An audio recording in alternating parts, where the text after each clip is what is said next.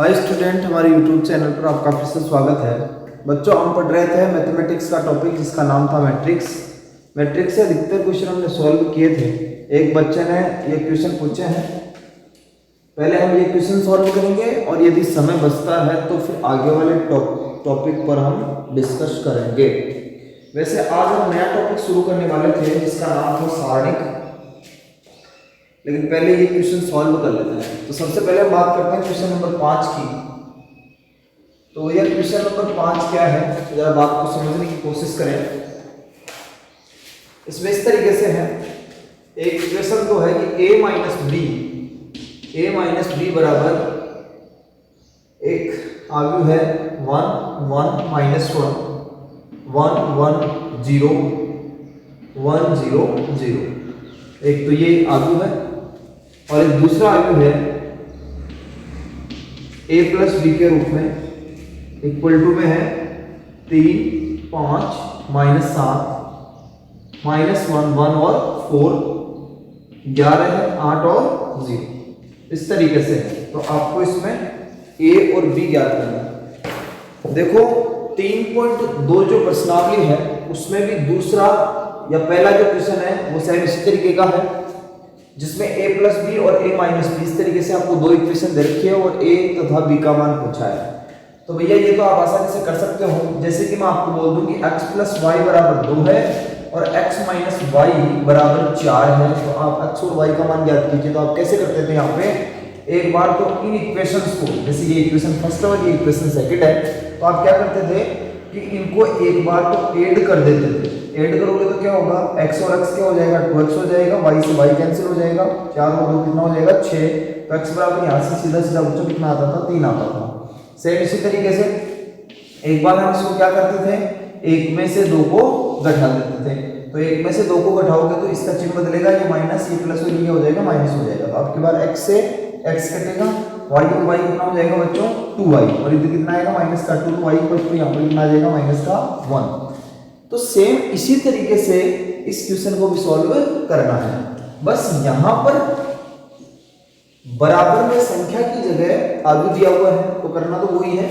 मैं इसको equation first बोल रहा हूँ और इसको क्या बोल रहा हूँ, इक्वेशन सेकंड बोल रहा हूँ। तो करेंगे क्या, इसमें 1 प्लस 2 कर देंगे। एक बार तो एक में दो को ऐड करेंगे, दोनों को जोड़ेंगे तो क्या होगा, देखो इसमें तो ये जुड़ेगा, दाएं पक्ष में दायां पक्ष जुड़ेगा और बाएं पक्ष में बायां पक्ष जुड़ेगा।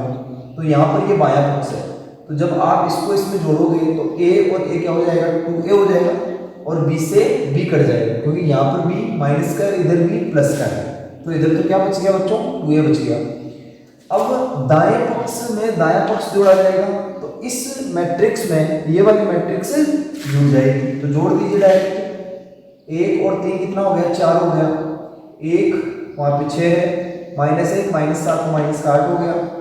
संगत अवयवों को जोड़ना है, प्लस 1 माइनस 1 कितना हो जाएगा 0, यहाँ पे हो जाएगा कितना 2, फिर आ जाएगा 4, ये 1 है ये 11 है तो 12 हो जाएगा, फिर 8 और फिर 0।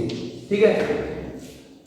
अब एक का मान निकालना है तो दोनों पक्षों में किसका भाग देंगे, 2 का भाग देंगे। 2 का भाग देंगे तो यहाँ पर 2 से 2 कट जाएगा, इधर कितना आ जाएगा 1/2। आप चाहो तो 1/2 को अंदर भेज सकते हो। अंदर भेजने का मतलब क्या होगा, इसमें ये 1/2 अंदर जाकर के सभी एलिमेंट से गुणा हो जाएगा, मतलब सब में 2 का भाग लग जाएगा। तो 2 का भाग देंगे तो क्या होगा 2 3 माइनस 4 0 1 2 6 4 और 0। तो इस तरीके से यहाँ पर आप देख सकते हो कि a का मान यह है। हमने क्या किया, एक में 2 को ऐड किया तो a का मान आ गया। अब हम क्या करेंगे, एक में से 2 को घटाएंगे, इक्वेशन फर्स्ट में से इक्वेशन सेकंड को घटाएंगे। तो जब आप इसमें से इसको घटाओगे तो चिन्ह इसका बदलेगा ना, भाई समीकरण नंबर 2 के पहले माइनस का चिन्ह है तो इसका चिन्ह बदल जाएगा दोनों पक्षों का। तो यहाँ पर देखो किसका चिन्ह हो जाएगा माइनस का, इधर भी किसका हो जाएगा माइनस का और इधर भी किसका हो जाएगा माइनस का हो जाएगा। तो अब आप यहाँ से आसानी से सॉल्व कर सकते हो, या फिर हम इसमें ऐसे करें, 1 माइनस 2 ना करके हम इसमें ऐसे भी तो कर सकते हैं, 2 माइनस 1 भी कर सकते हैं। अब माइनस का चिन्ह किसके पहले है, समीकरण नंबर 1 के पहले है, तो जिसके पहले माइनस का चिन्ह है उन्हीं का तो चिन्ह हम बदलेंगे। यहाँ पर हो जाएगा माइनस, इधर क्या हो जाएगा प्लस और इधर क्या हो जाएगा माइनस हो जाएगा। अब देख लो आप, अब ऐड कर दो, भाई माइनस को तो हमने काम में ले लिया, तो ए प्लस का है, ए माइनस का है, ए तो कट जाएगा, प्लस का भी और प्लस का भी, तो यहाँ पे क्या हो जाएगा 2b हो जाएगा। ठीक है, अब पहले आप समीकरण 2 का अवयव लोगे ये और बाद में ये लोगे, तो इसमें से इस अवयव में से ये वाला अवयव आपको घटाना है, क्योंकि इसके बाद किसका चिन्ह है, माइनस का चिन्ह है, तो आप घटा सकते हो। इसमें 3 में से 1 गया तो कितना बचेगा, 2 बचेगा, 5 माइनस 1 कितना हो गया 4, माइनस का 7 और प्लस का 1, यहाँ पर देखो प्लस का 1 हो जाएगा, माइनस का 7 प्लस का 1 कितना हो गया, माइनस का 6 हो जाएगा, माइनस 1 कितना हो गया, माइनस 2 हो गया, 1 माइनस 1 कितना हो जाएगा 0, 4 माइनस 0 कितना रहेगा 4 ही रहेगा इधर, तो ऐसे 11 माइनस 1 कितना हो जाएगा बच्चों 10 हो जाएगा, यहाँ पे 8 माइनस 0 8 और 0 माइनस 0 0।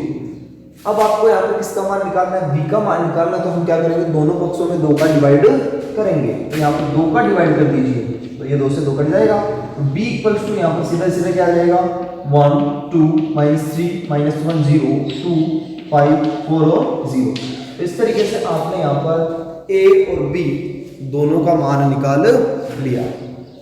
बस करना कुछ नहीं था इसमें, आपको समीकरण 1 और 2 को एक बार जोड़ना है और एक बार घटाना है। सिंपल, जैसे हम इक्वेशन को सॉल्व नहीं करते थे क्या, 2 चरों वाले रैखिक समीकरण को जैसे हम सॉल्व करते थे 9th क्लास में, सेम उसी तरीके से इसको सॉल्व करना है। ओके बच्चों, आगे इसमें हम लेते हैं क्वेश्चन नंबर 9 और 9वां क्वेश्चन कुछ इस तरीके से है। एक अवयव है बच्चों, अवयव b है, अवयव b है और इसमें एलिमेंट जो है वो है b i j टाइप की और इसकी क्वांटिटी कितनी है 3 × 3, मतलब 3 ही पंक्तियां हैं और 3 ही स्तंभ है, और यहाँ पे जो सूत्र दे रखा है b i j का वो बच्चों दे रखा है i × j। इस तरीके से एक फॉर्मूला भी आपको दे रखा है। ऐसा क्वेश्चन तो मैंने आपको बताया था बहुत ही अच्छी तरीके से, और इससे तो ज्यादा हार्ड क्वेश्चन 3.1 जो प्रश्नावली में उसमें दिया हुआ है। तो आपको यहाँ पर ऐसे बोला जा रहा है कि अवयव b ज्ञात कीजिए जिसकी कोटि कितनी है 3 × 3, और यहाँ पे b i j का फॉर्मूला दे रखा है i × j।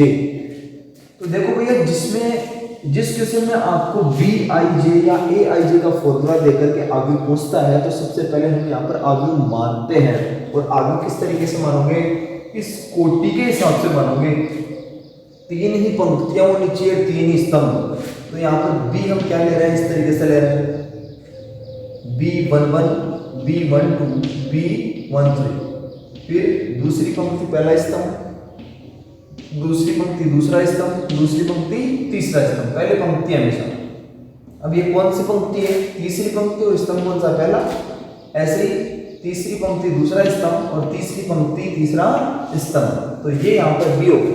अब आपको b11 b12 b13 इन सब का मान निकाल करके यहाँ पे लिखना है, जो कि आप इस फॉर्मूले को काम में लेते हुए लिख सकते हैं। ठीक है क्या, तो देखो b11 क्या आएगा, b11 इस फॉर्मूले को काम में लो, i की जगह भी कितना लिखना है 1 लिखना है, और j की जगह भी बच्चों कितना लिखना है 1 लिखना है। तो दोनों पक्षों में हमने ये किया, i की जगह 1 लिख दिया, j की जगह भी 1 लिख दिया, तो आंसर कितना आएगा 1 ही तो आएगा। ऐसे आप निकाल सकते हो b12, तो b12 करोगे तो कितना आ जाएगा 2 आ जाएगा, b13 फॉर्मूला आपके सामने है, i को जैसे मल्टीप्लाई करना है सीधा 1 × 3 बराबर कितना हो जाएगा 3 हो जाएगा। सेम इसी तरीके से b21 यदि आप निकालते हो तो 2 × 1 इक्वल टू क्या होगा 2 होगा, b22 तो 2 × 2 कितना हो जाएगा बच्चों यहाँ पे 4 हो जाएगा, b23 कितना हो गया 2 × 3 तो कितना हो गया 6 हो गया। ऐसे इसका मान निकाल करके आप वापस इसमें लिख दोगे तो आपके सामने इसका आंसर आ जाएगा। ठीक है, बिल्कुल सिंपल क्वेश्चन था, बिल्कुल सिंपल क्वेश्चन है बच्चों, आप इसको आसानी से कर सकते हो, बस ये फॉर्मूला इसमें काम में लेना है।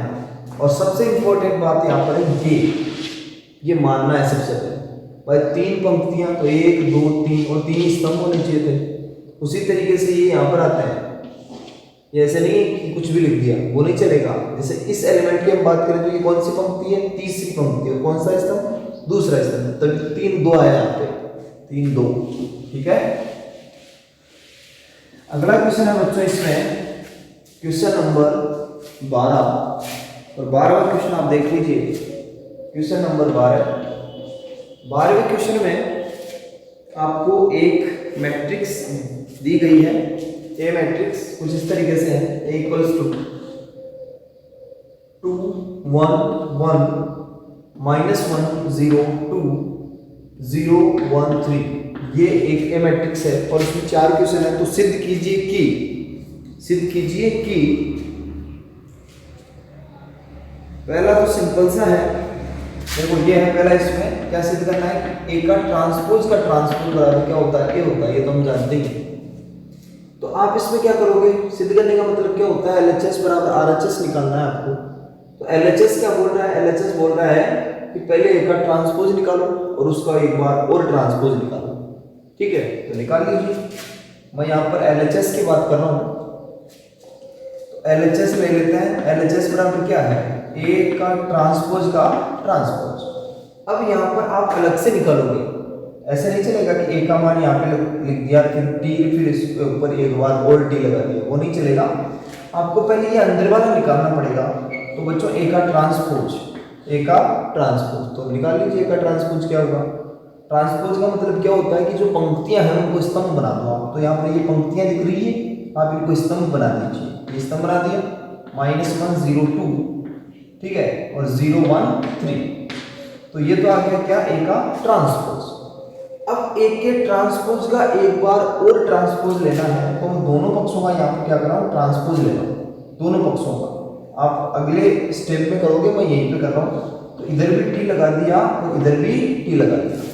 अब ये तो ऐसे रहेगा, ए के ट्रांसपोज का ट्रांसपोज। अब इसका ट्रांसपोज ले लीजिए वापस इसका। तो ट्रांसपोज लेोगे तो होगा क्या कि जो पंक्तियां हैं उनका वापस क्या बन जाएगा, स्तंभ बन जाएगा। तो 2 -1 0 1 0 1 1 2 3। अब ये देख लो कि ये किसके बराबर आ गया वापस, ये वापस ए के बराबर आ गया। तो यहाँ पर हम क्या बोल सकते हैं, ए मतलब बराबर में क्या हो जाएगा बच्चों, RHS।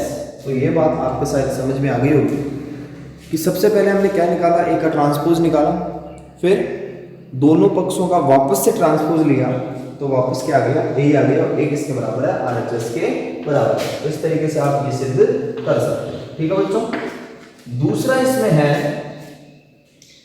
कि a प्लस ए का ट्रांसपोज एक सममित आव्यूह है। क्या सिद्ध करना है, a प्लस ए का ट्रांसपोज एक सममित आव्यूह है। कौन सा आव्यूह है, सममित आव्यूह है। तो ये तो आप अच्छी तरीके से जानते हो कि सममित आव्यूह किसे कहते हैं। यदि हम किसी आव्यूह का ट्रांसपोज निकालें, परिवर्त निकालें और वापस वही आव्यूह यदि हमारे प्राप्त हो जाता है तो उस आव्यूह को हम क्या बोलते हैं, सममित आव्यूह बोलते हैं। जैसे मान लीजिए बी कोई मैट्रिक्स आपके पास में है और आपने इसका निकाला ट्रांसपोज और वापस क्या प्राप्त हो गया, आपको बी प्राप्त हो गया। तो बी यहाँ पर क्या है बच्चों, सममित आव्यूह है, सिमेट्रिक मैट्रिक्स है। ठीक है, आपको यहाँ पर यह सिद्ध करना है कि a प्लस ए का ट्रांसपोज एक सममित आव्यूह है। भैया यहाँ पे a क्या है, एक आव्यूह है, और a का ट्रांसपोज लोगे तो भी एक आव्यूह ही प्राप्त होगी। ये भी आव्यूह है, ये भी आव्यूह है, और जब आप आव्यूह में आव्यूह ऐड करोगे तो भी आपको क्या प्राप्त होगा, एक नया आव्यूह प्राप्त होगा। तो यहाँ पर a प्लस ए का ट्रांसपोज एक आव्यूह ही है। तो आपको क्या सिद्ध करना है कि ये जो a प्लस ए का ट्रांसपोज है एक सममित आव्यूह है। तो मैं यहाँ पे क्या कर रहा हूँ, इसको c मान लूँ। तो c बराबर हो गया a प्लस ए का ट्रांसपोज।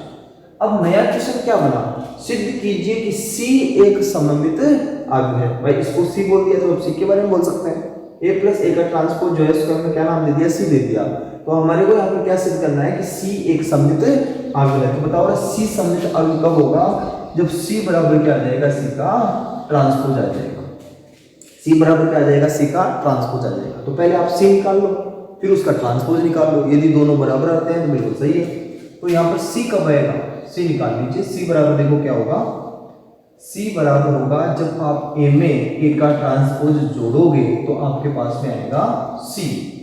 a क्या है बच्चों, ये रहा 2 1 1 -1 0 2 0 1 3, ये तो है c। और यहाँ पर आपको क्या लिखना है, सॉरी c नहीं है, ये क्या है a, और यहाँ पे क्या आएगा, a का ट्रांसपोज। तो ए का ट्रांसपोज लिख दीजिए कि जो पंक्तियां हैं उनको हम क्या बना देंगे, स्तंभ बना देंगे। और अब इनको आप ऐड कर लो, ऐड करोगे तो होगा क्या, देखो 2 2 4, यहाँ पे कितना हो जाएगा 0 1, ये हो गया कितना 0, फिर से 0 2 और कितना हो जाएगा 3, यहाँ पे हो गया 1 1 और 2 3, 3 और 3 6। तो ये आ गया बच्चों आपके पास में सी। आपको सिद्ध क्या करना था, ये बात आपके दिमाग में होनी चाहिए लास्ट तक। आपको सिद्ध करना था कि सी एक सममित आयु है। और बच्चों सी सममित आयु कब होगा, जब सी का मान सी के ट्रांसपोज के बराबर ही होगा। तो मैं यहाँ पर अब क्या कर रहा हूँ, दोनों पक्षों का ट्रांसपोज ले रहा हूँ। दोनों पक्षों का ट्रांसपोज यदि आप लेते हो या फिर आप सी का ट्रांसपोज निकाल लीजिए, दोनों पक्षों का ट्रांसपोज लोगे तो अब इसका ट्रांसपोज निकाल लीजिए, क्या आएगा, जो पंक्तियां हैं इनको हम स्तंभ में बदल देंगे, 4 0 1 0 0 3 और 1 3 6।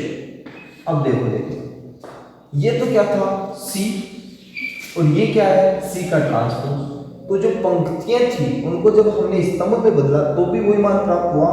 तो आप बोलोगे क्योंकि C बराबर C का ट्रांसपोज है इसलिए C एक क्या है, सममित आयु है। कौन सममित आयु है, C सममित आयु है। और C किसके बराबर है, A प्लस ए के ट्रांसपोज के बराबर है। तो हम यहाँ पर डायरेक्ट बोल सकते हैं कि A प्लस ए का ट्रांसपोज एक सममित आयु है। ठीक है बच्चों, तो जब भी आपको 2 या 2 से अधिक आयु प्लस में दिए गए हों और बोले कि इनको सिद्ध कीजिए ये सममित आयु है, तो आप उनको कोई एक तीसरा या चौथा आयु मान लेना और फिर उसको सममित सिद्ध कर देना, तो वो अपने आप ही सममित सिद्ध हो जाएगा। ठीक है, जैसे हमने इसको यहाँ पर C मान लिया तो C का मान निकाल लिया। अब C सममित कब होगा, जब C का मान किसके बराबर आएगा, C के ट्रांसपोज के बराबर आएगा। ओके बच्चों, अब इसमें तीसरा और चौथा जो पार्ट है इसका बात को समझने की कोशिश करें।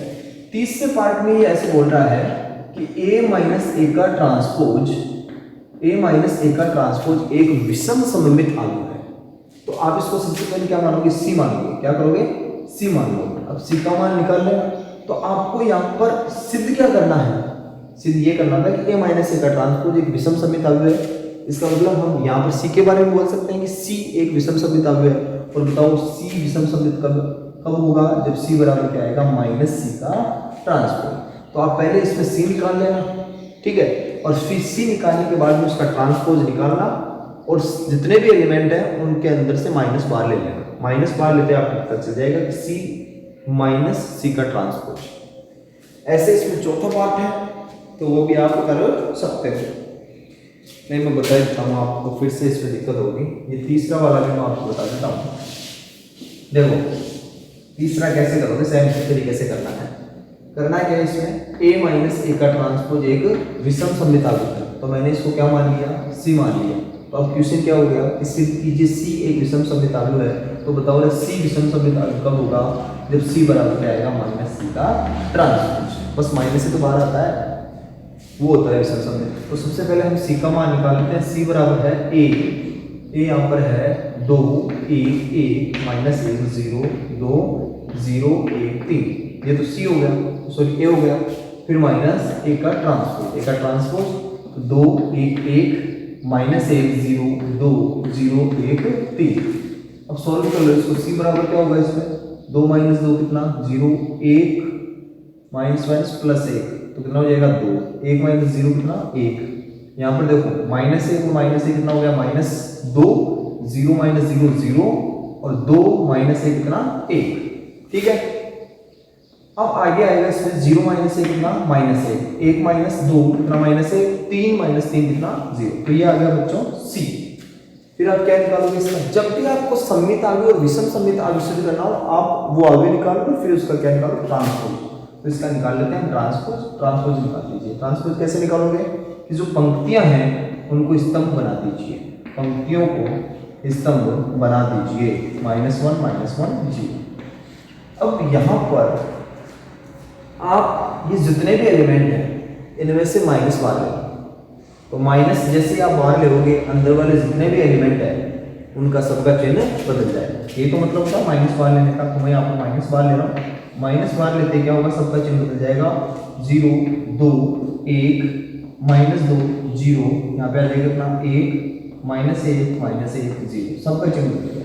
अब बताओ ये जो आया है मैट्रिक्स ये किसके बराबर है, ये बराबर है बच्चों C के।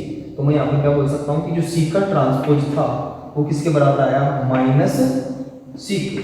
और ये तो हम कहते थे कि जब C का मान -C का ट्रांसपोज आ जाता है, C बराबर -C का ट्रांसपोज आ जाता है, तो यहाँ पर C क्या हो जाएगा, विषम सममित अवयव हो जाएगा। ठीक है बच्चों, बाकी जो बचा हुआ है उसको भी आप प्रूव कर सकते हैं। चौथा जो क्वेश्चन है इसका, उसको भी आप सेम इसी तरीके से प्रूव करोगे, मतलब सिद्ध कर सकते हो जी पूरे मिलाकर। अब चौथे में क्वेश्चन नंबर 12 का जो चौथा है, 12 का चौथा, उसमें क्या दे रखा है, भाई सिद्ध कीजिए a इंटू ए का ट्रांसपोज एक सममित अवयव है। तो वही बात, इसको क्या मानोगे, सी मानोगे। पहले आप सी का मान निकाल लेना। कैसे निकालोगे, ए को ए के ट्रांसपोज से मल्टीप्लाई करके, और फिर निकाल लेना सी का ट्रांसपोज। आप देखोगे कि वापस से क्या आ रहा है, सी आ रहा है।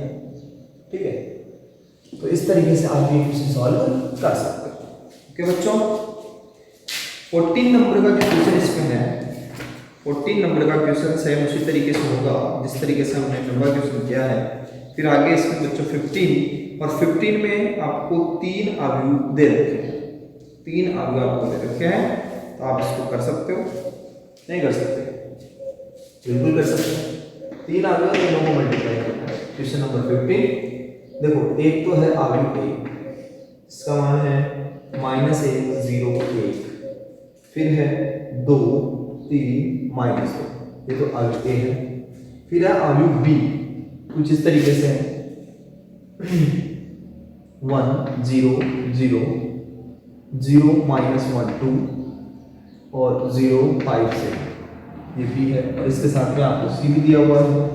सी कितना है बच्चों, -1 0।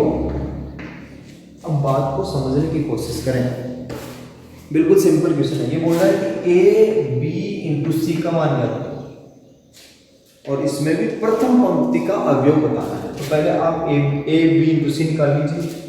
तो ए बी इंटू सी कैसे निकालोगे, एक को बी से गुणा करना है, और जो आंसर आएगा उसको सी से गुणा करना है। ऐसे आएगा, ए बी इंटू सी आएगा, और ऐसे आएगा। तो पहले मैं क्या कर रहा हूँ, यहाँ पे ए इंटू बी निकाल रहा हूँ, फिर बाद में जो आंसर आएगा उसको सी से गुणा कर देंगे। तो ए का मान कितना है बच्चों, ए का मान है -1 0 1 2 3 -2, ये हो गया ए। ठीक है, और इसके साथ में आ जाएगा बी। तो 1 0 0 0 -1 2 0 5 7। अब इस गुणा कर रहे हो तो फिर जो नया अवयव आपके पास में आएगा उसकी कोटि क्या होगी, उसमें कितनी पंक्तियां होंगी और कितने स्तंभ होंगे, वो पहले देखते हैं। तो भैया इसकी कोटि कितनी है, 2 पंक्तियां 3 स्तंभ, इसमें 3 पंक्तियां और 3 स्तंभ, 3 से 3 गया। यानी कि जो नया अवयव आपके पास में प्राप्त होगा उसमें 2 पंक्तियां आएंगी और 3 स्तंभ आएंगे, मतलब इस तरीके का प्राप्त होगा। तो देखो a इंटू बी बराबर क्या होगा, गुणा कैसे करते हैं, पंक्ति को स्तंभ से। तो पहली पंक्ति पहला स्तंभ, -1 इंटू ए, -1, ये भी 0 ये भी 0, तो कुल मिला के -1 आ गया। अब इस पंक्ति को दूसरे वाले स्तंभ से गुणा करना है, तो ये भी 0 और ये भी 0, तो कितना आ गया बच्चों, यहाँ पे 5 आ गया। ठीक है, अब प्रथम पंक्ति तीसरा स्तंभ लोगे तो -1 इंटू 0 0, ये भी 0, कितना आ गया 7 आ गया। ठीक है, अब दूसरी पंक्ति को पहले दूसरे और तीसरे स्तंभ से गुणा करेंगे। तो दूसरी पंक्ति पहला स्तंभ, यहाँ पे क्या हो गया 2 हो गया, ये भी 0 ये भी 0, तो 2 आ जाएगा सीधा सीधा।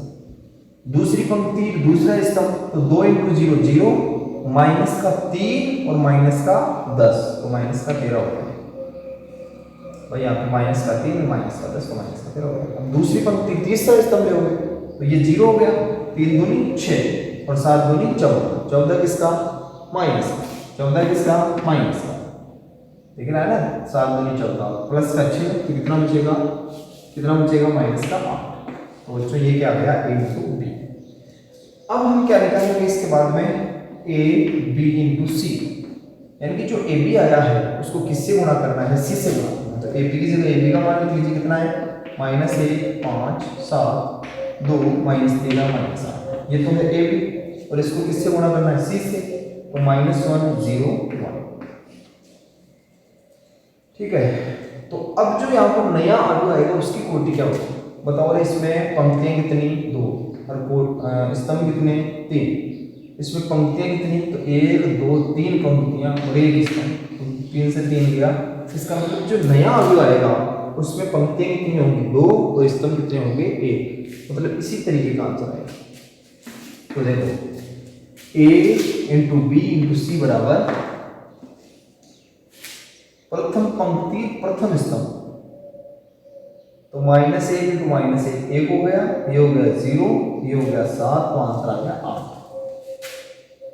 अब इधर नहीं लिखना है एलिमेंट, यहां पर आएगा, क्योंकि जो नया अवयव आएगा उसमें पंक्तियां कितनी होंगी? 2, वो स्तंभ एक ही होगा, मतलब एक स्तंभ होगा, पंक्तियां 2 होंगी। समझ रहे हो बात को? अब यहाँ पर दूसरी पंक्ति पहला स्तंभ 2 इंटू -1, तो माइनस का 2, ये 0 हो जाएगा, ये -8 हो जाएगा, मतलब कितना हो गया? -10 हो गया। अब देख लो इसमें कितनी पंक्तियां हैं? 1 2 पंक्तियां और एक स्तंभ, तो ये तो है आंसर। अब वो बोल रहा था कि ए बी इंटू सी में प्रथम पंक्ति में आने वाले अवयवों को लिखिए, तो प्रथम पंक्ति में कितना है? 8, तो यहाँ पर बच्चा आंसर कितना हो जाएगा? 8 हो जाएगा। ओके, ठीक है क्या? आगे इसमें पढ़ते हैं क्वेश्चन नंबर 19। तो देखिए 19 का क्वेश्चन क्या है।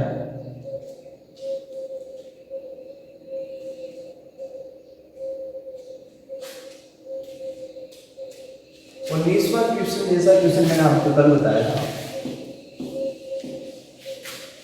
आप क्वेश्चन निकालने की कोशिश करो, आगे ऐसे ही क्वेश्चन आएंगे अगले प्रश्नावली में। 19वां क्वेश्चन देखो बच्चों क्या है, क्वेश्चन नंबर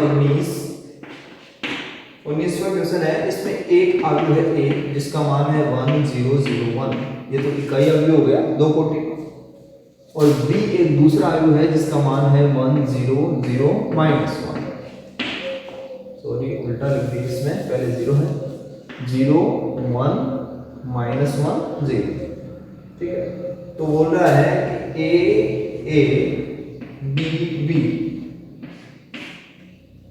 और ए बी बी को अवयव ए के रूप में व्यक्त कीजिए। इसको यहां पर जो आंसर आएगा ना, इसको सॉल्व करने पर उसको किसके रूप में व्यक्त करना है? अवयव ए के रूप में, मतलब उसमें कैपिटल ए दिखना चाहिए, आंसर में क्या आना चाहिए? कैपिटल ए आना चाहिए। तो देखो भैया ये जो स्मॉल ए है यहाँ पे, ये तो कोई अचर राशि है, जैसे 2 3 ऐसे नहीं होता। बी भी क्या है? अचर राशि है। ए यहाँ पर अचर राशि है, बी यहाँ पर क्या है? अचर राशि है, ठीक है। ए समझ रहे हो, ये है, और बी क्या है? ये है। तो पहले आप इसको सॉल्व कर लीजिए, क्योंकि हमारे को तो इसका मान निकालना है। तो यहाँ पर लिखो, यहाँ पर क्या आएगा बताइए, या पहले अलग अलग मान निकालो, क्योंकि आपको इस ब्रैकेट को इससे गुणा करना है। तो पहले आप यहाँ पर अलग अलग आंसर निकाल लीजिए।